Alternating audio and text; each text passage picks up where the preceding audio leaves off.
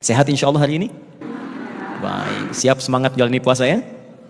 Baik, saya mau bertanya sebentar. Ini tiap tahun kita dengar Ramadan. Apa artinya Ramadan? Puasa. Apa artinya puasa? Ramadan.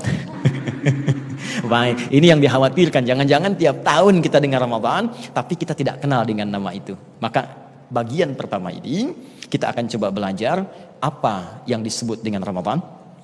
Apa rahasia di balik nama ini?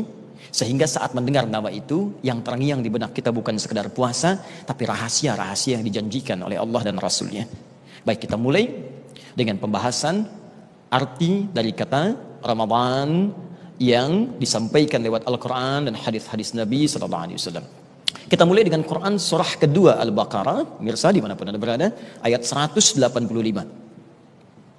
Puasa yang kita tunaikan saat ini, waktunya disebut oleh Allah, namanya dengan Ramadan. Syahrul Ramadan alladzi unzila fihi al-Quran. Kata Allah, hei orang-orang beriman, tunaikan puasa itu di bulan Ramadan.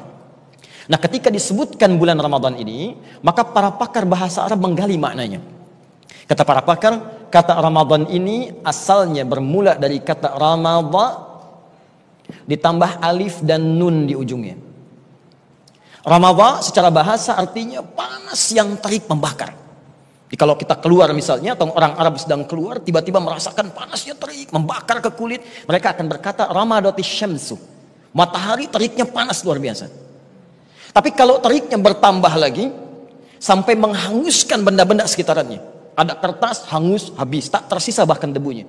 Ada benda lain, habis, hangus. Maka dalam bahasa Arab, rubah kalimat Ramadhan dalam bentuk superlatif, sighah mubalaghah. Maka rumusnya tambahkan alif dan nun di ujungnya. Dari Ramadhan menjadi Ramadan. Secara bahasa berarti panas yang sangat terik membakar sampai-sampai menghanguskan semua benda di sekitarnya tak bersisa. Bahkan debunya pun tak nampak.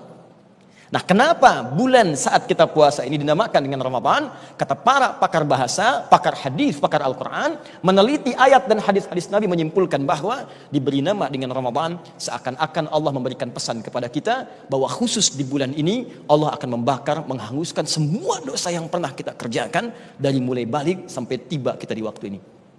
Karena itu orang-orang dulu saat mendengar Ramadan, yang terbayang bukan puasanya.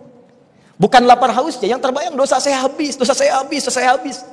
Dan hal pertama yang paling didambakan oleh seorang hamba dari Allah itu bukan dunia, tapi ampunan dari semua dosa yang pernah dikerjakan. Saya mau tanya sebentar, ada yang tidak punya dosa di sini? Boleh angkat tangan? Yang sedikit dosanya? Yang banyak? Ada yang saking banyaknya nggak bisa angkat gitu ya. Baik. Nah, ini yang paling aneh, sudah banyak dosa, cita-cita masuk surga. Ya? Ada yang mau masuk surga di sini? Mau yang surga Firdaus angkat tangan? Yang ingin bersama Nabi? Tuh, makin aneh kan?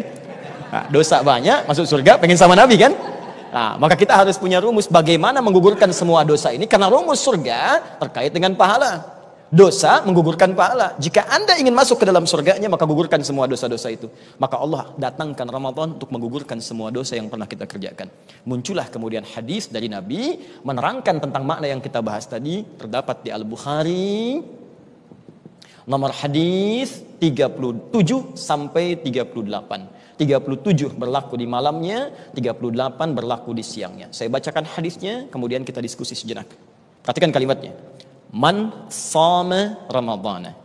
Siapa yang mampu berpuasa di bulan Ramadan. Ramadan saja kalimat itu disebutkan. Imanan wa ihtisaban, dia lakukan karena Allah dan dia berusaha beramal saleh di dalamnya. Ghufira lahu ma taqaddama min dzambi. Maka Allah berikan anugerah pertama kepadanya, diampuni semua dosa-dosa yang pernah ia kerjakan selama hidupnya. Itulah Ramadan. Paham sampai di sini? Baik. Tingkatkan iman dan takwa.